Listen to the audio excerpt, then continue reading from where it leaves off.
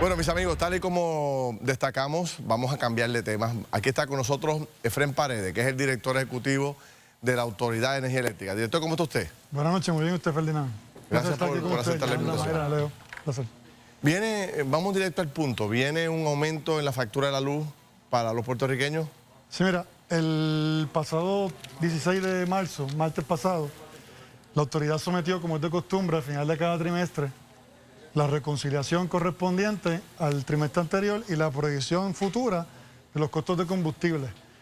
Eso entra en el proceso de diálogo y análisis con el negociado para una futura aprobación. La autoridad somete, ¿verdad?, con lo que tenemos en el momento la información, y va a haber un incremento en la facturación de los clientes cerca de 2 centavos.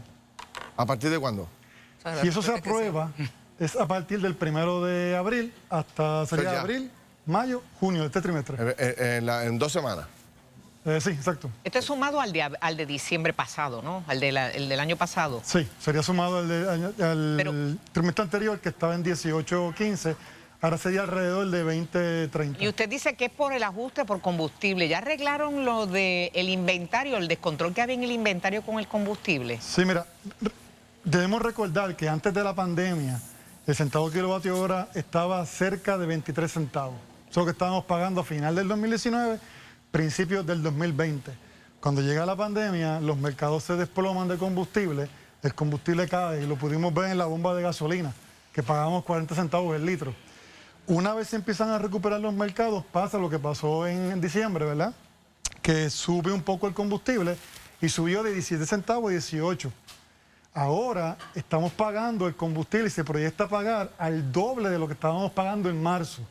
Eso pues obviamente conlleva que esa porción de la estructura que es pasada al cliente pues aumente. Pero que había un problema de inventario, que lo discutimos aquí, un descontrol en el inventario, y no había modo de adjudicar si no había control en el inventario de combustible, porque eso crea dudas y sospechas. De acuerdo con usted, Yolanda, pero eso fue ya aclarado en el negociado y eso está en el negociado establecido y estamos claros. ¿Ustedes no tienen reservas que no tengan que implementar ese aumento inmediatamente? ¿No hay unas reservas en la autoridad? Esa pregunta es interesante porque la autoridad llenó todos los tanques que tiene disponibles con combustible, pero eso fue en mayo, junio del año pasado.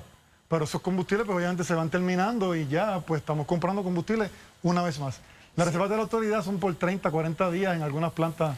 Siempre que se habla de aumento de tarifa, se hace y se le echa la culpa al aumento y a la fluctuación del costo del combustible en el mercado del mundo.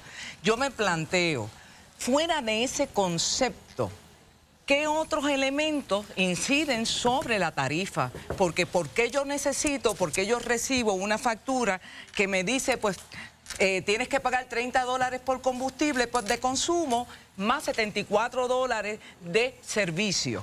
Y evidentemente eso está reflejado en ese costo de tarifa que me está exigiendo al momento de la facturación. Sí, como usted menciona, Mayra, la facturación, ¿verdad? La factura de cada cliente tiene varios renglones. Los principales son la tarifa básica, que esa no varía, y los ajustes por combustible, compra de energía y subsidios. ¿Y quién me explica los otros renglones que no sea el de combustible? Yo se lo puedo explicar. Pues explíquemelo. La compra de energía es toda la compra que se hace a proveedores privados como son los renovables, AES y Ecoeléctrica. Ahí se pone eso. Los otros renglones que son de CELI, subsidios, que son ayuda al humano o no ayuda al humano, creo que hay uno más que dice iluminación. Todo eso se hace anualmente la reconciliación y es regida por el negociado de energía. Director, yo quiero hablar con usted del contrato con Luma. Un segundo antes, Leo, voy para allá contigo ahora, voy a darte el break. Una pregunta, ¿cuánto es esto en dólares y centavos? Una familia que paga $200 en luz, ¿cuánto va a pagar a partir de este nuevo aumento que ya tuvimos uno en diciembre y el que viene ahora? 2 centavos, me dijo, 2 centavos, ¿verdad? Pero al mes. 2 centavos el kilovatio hora. Ajá. Voy por ahí. El ejemplo típico, ¿verdad? Que una residencia que consume 800 kilovatios hora estaría pagando cerca de $17 más. ¿Mensuales? Mensual. Wow. 17 Tengo que mensual. destacar, voy a destacar que el proceso con el negociado comenzó, como mencioné, el martes pasado. Tenemos vista ya mañana, martes, el jueves hay una vista Mire, que es director, pública para eso discutir es un los aumentazo.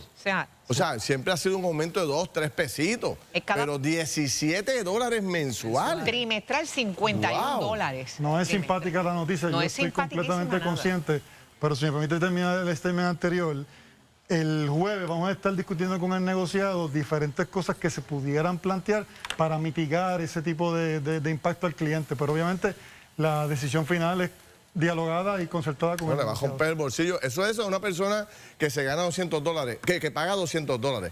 Imagínate el empresario que paga 2.000. No, no, Por eso se están eso es- desconectando. ¿Ah? Se están El que paga desconectando. 1.500, el que Mira, paga 2.000. Coca-Cola, Puma se están desconectando y nos están dejando Sí, nosotros sí, pagar sí. todo. Porque Director, es que- yo quisiera hablar con usted del contrato de Luma. ¿Finalmente se pudo leer el contrato?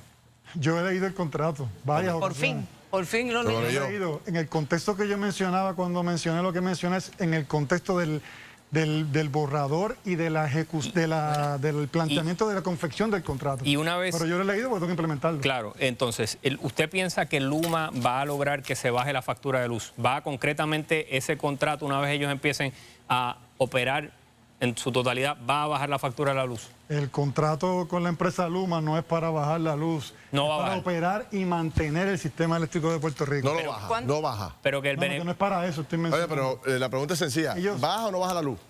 Eso no lo decreta baja. Luma ni lo decreta PREPA, lo decreta el negociado de energía. Otra pregunta, si viene, usted que leyó el contrato, si viene un huracán, un terremoto, una fuerza mayor, como le dicen legalmente, ¿Luma puede marcharse? El contrato establece que cuando es una fuerza mayor que tiene que ver con eventos atmosféricos, eso no aplica directamente a la fuerza mayor que especifica el contrato. O sea, Luma se tiene que quedar si viene un Claro, huracán. para eso está aquí. Bueno, por lo que supuesto. pasa es cuántos contratos hay. Hasta Porque es donde que yo sé, usted uno. hace una interpretación del contrato que choca con otras Omar interpretaciones. Marrero, Por Fontanet, eso. todos dicen una O sea, versión ¿quién dice? distinta. ¿A Exactamente. quién le creemos? Y todos son elaboradores del contrato. Usted ¿no? es el director de la Autoridad de yo no Energía soy Eléctrica. abogado, pero le puedo está bien, decir pero usted es el director de Energía Eléctrica nombrado por el gobernador de Puerto Rico, una recomendación que hace el gobernador de Nombrado Puerto por la Rico, Junta de Gobierno de la Autoridad. y la Junta de Gobierno es la que lo confirma. Eso es correcto. Entonces, usted es como que el representante del pueblo, porque usted dirige allí, cobra de parte del pueblo de Puerto Rico. Al final del camino, ¿quién nos dice la verdad sobre el tema del contrato? ¿El contrato de Luma es bueno o no es bueno para Puerto Rico, sí o no? El contrato de Luma responde a la política pública. No, pero yo no le establecida. pregunté eso. Estoy preguntando si es bueno. Usted lo leyó. Ese contrato, usted le dice a la gente que nos está viendo que no sabe nada del contrato. ¿Ese contrato es bueno para Puerto Rico, sí o no? Ese contrato viene a cumplir las expectativas establecidas por la política pública. Pero Usted no se imagínese atreve- que el director ejecutivo no pueda articular que el contrato es bueno. ¿Qué va a pensar la gente que nos está viendo que usted, que representa a la Autoridad de Energía Eléctrica, no puede articular, no puede verbalizar que ese contrato es positivo para Puerto Rico? Mi conclusión es que no lo es. Si el señor director ejecutivo de la Autoridad de Energía Eléctrica no puede articular que es bueno, tiene que ser que no es bueno. Si me permite aclarar, ¿verdad? O mencionar, el contrato viene como respuesta al procedimiento establecido por la Asamblea Legislativa en la Ley 120 y la Alianza Pero Pública. usted lo leyó, mi querido amigo. Usted lo leyó. Se supone que usted nos diga a nosotros con una contestación sencilla. Seguro. Ese contrato es bueno para Puerto Rico. Yo lo leí. Nos El beneficia en interés X, Y, Z. público O está no sirve. salvaguardado en ese contrato. ¿Usted le dice al pueblo de Puerto Rico que está protegiendo el interés público o esto le llena los bolsillos a Luma Energy? Si usted lee la exposición de motivos de la Ley 120, establece las deficiencias que el pueblo de Puerto Rico y la Asamblea Legislativa encontró en la autoridad y se hace la ley precisamente para eso, para rellenar y enmendar esas deficiencias encontradas quiero- por el pueblo y por la Asamblea Legislativa. El contrato es una respuesta Yo a sé, eso. yo sé que vamos a la pausa, Ferdinand, pero yo quisiera dejar pautado esta pregunta. ¿Ha valido la pena que nosotros, el pueblo de Puerto Rico, hayamos gastado $100 millones? 100 millones. Ya le hemos pagado a Luma, ¿eso ha valido la pena? Me dice después de la pausa, por favor. Regresamos en breve, rápido, a seguir con este debate que está súper interesante.